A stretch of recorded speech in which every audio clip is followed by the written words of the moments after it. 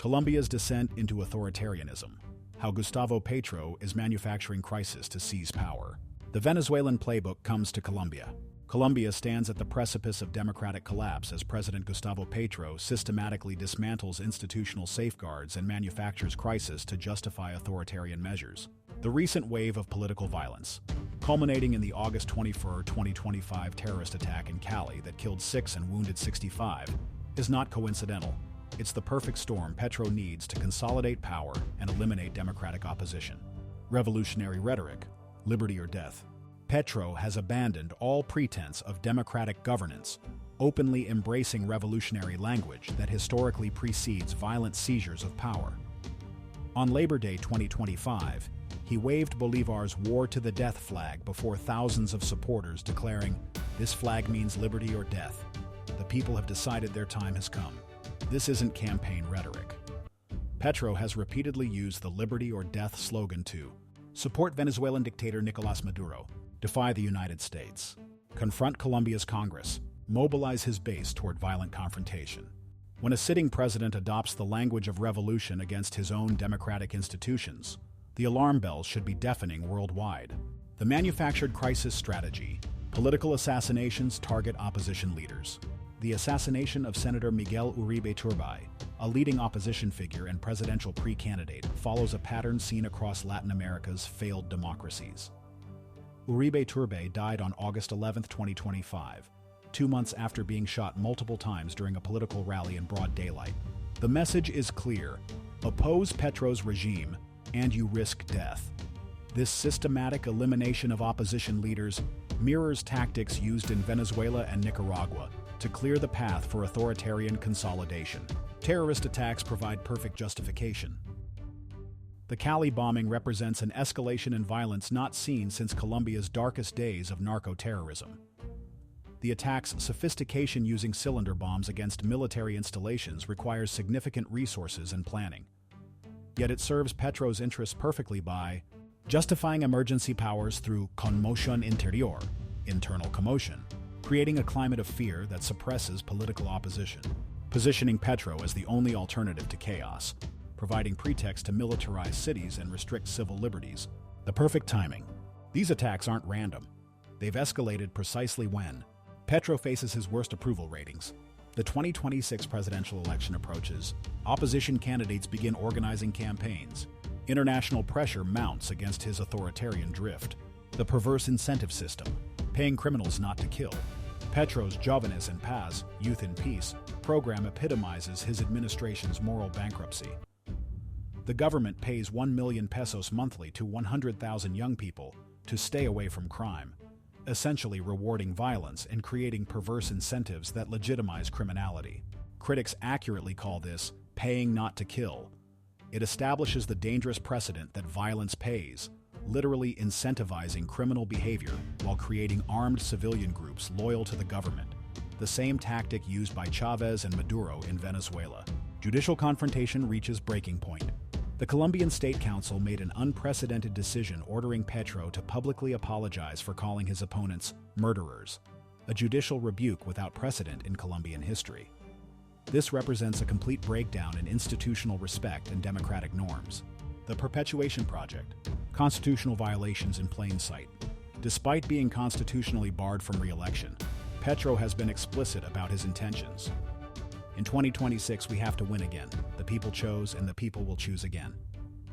His statements reveal a perpetuation project that includes installing subordinate candidates for 2026, using state apparatus for electoral purposes, implementing massive clientelist policies, guaranteeing the left's triumph through any means necessary.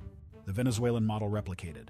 The parallels with Venezuela's democratic collapse are undeniable.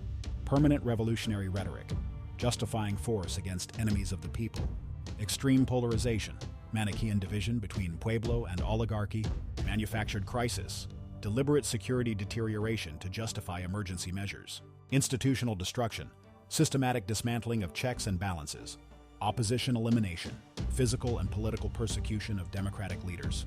International blindness enables authoritarianism. The international community's failure to recognize Colombia's democratic crisis enables Petro's authoritarian consolidation. While obvious parallels exist with Venezuela's descent into dictatorship, global powers remain dangerously silent as Colombia follows the identical playbook. The regional domino effect. Colombia's fall would complete a continental chain of authoritarian regimes. Venezuela, established dictatorship. Nicaragua, consolidated authoritarianism. Bolivia, recently escaped leftist control. Colombia, under active authoritarian assault. This would create an unprecedented threat to hemispheric security and democratic governance, with implications far beyond South America. The moment of truth. Colombia faces its most critical moment since independence. The choice is binary. Resist Petro's authoritarian consolidation now, or watch democracy die as it did in Venezuela. The manufactured crisis provides perfect cover for eliminating the 2026 elections or ensuring they occur under conditions that make genuine democratic competition impossible. International intervention becomes the only path back to freedom, at enormous human and economic cost. Wake up call to the world. The international community cannot afford another Venezuela. Colombia's strategic importance, its location, resources, and role in regional stability makes its democratic collapse a hemispheric catastrophe. The warning signs are unmistakable, the pattern undeniable, and the timeline urgent. Gustavo Petro is not just Colombia's problem. He's implementing a continental strategy to eliminate democracy from South America. The time for diplomatic niceties has passed. Colombia needs immediate international pressure to prevent the completion of this authoritarian project. The choice is simple. Act now to save Colombian democracy, or watch helplessly as another nation disappears behind the iron curtain of 21st century socialism. Compatriotas, Petro y Montealegre se quieren robar la democracia, se quieren robar a Colombia. Llevo año y medio advirtiendo que el plan de Petro es desestabilizar a Colombia para, como ya hizo en el Catatumbo, decretar conmociones interiores a tutiplén en toda la geografía nacional que le permitan establecer una dictadura y gobernar por decreto. Justo cuando su cómplice, el narcodictador Nicolás Maduro, empieza a ser rodeado, cercado por el ejército de los Estados Unidos de Norteamérica, Petro, sobre la sangre de los policías en Amalfi y la sangre de los caleños, derramada por sus cómplices narcoterroristas, pretende decretar otro estado de conmoción interior. Cuando los dictadores están en sus últimas, en los estertores, es cuando más peligrosos son. Petro y Maduro, aliados con los narcoterroristas, están jugando sus cartas, sus últimas cartas para atornillarse en el poder. Colombia debe despertar.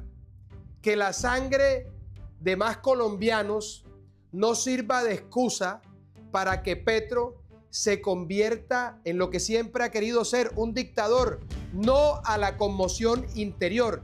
La voy a demandar tan pronto salga el decreto. Lo haré con los defensores de la patria. Y Petro, quiero que sepas que los muertos de Amalfi y Cali son tuyos, de nadie más. Cada soldado y cada policía caído, Petro, en lo que va del año es tu responsabilidad. Los dejaste sin armas, sin municiones, sin moral, sin comunicaciones y sin dirección.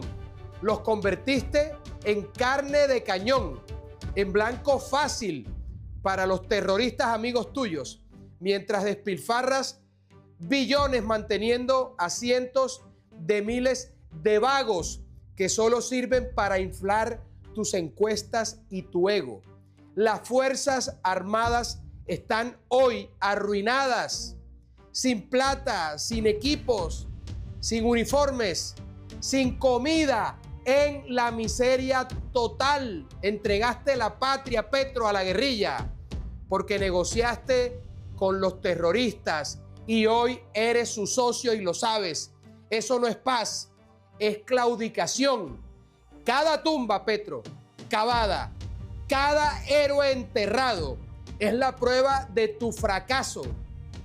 Petro, tú con tu desgobierno estás despedazando a Colombia. El pueblo colombiano no olvida.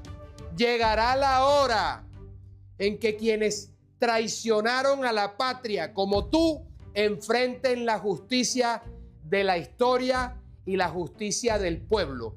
Ni un muerto más por tu culpa, Petro. Ni una traición más a Colombia. La patria no se entrega, se defiende con ardentía.